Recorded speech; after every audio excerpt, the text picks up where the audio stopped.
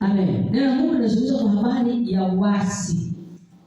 Vijana wengi leo wamevamiwa na roho ya uasi. Wamekuwa waasi.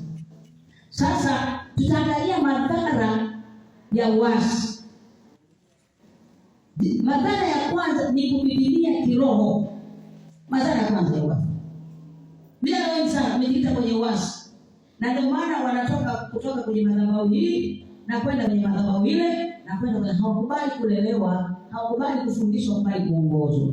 Ni roho ya uasi. Pia roho ya uasi, baba wa roho ya uasi ni Shetani. Bwana Yesu asifiwe sana. Tunaona ikaja kuwavaa wana wa Israeli na wao wakawa na mwasi Mungu. Na hata leo roho ya uasi inawavaa vijana.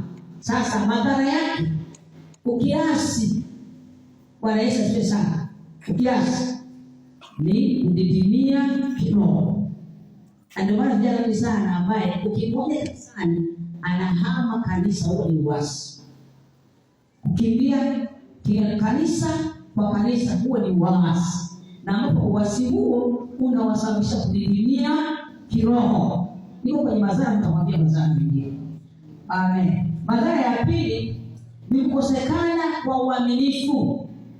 Kwamba kijana huyo akishakuwa ni mwasi, umeasi kanisa. Nimezungumza jana habari ya uasi.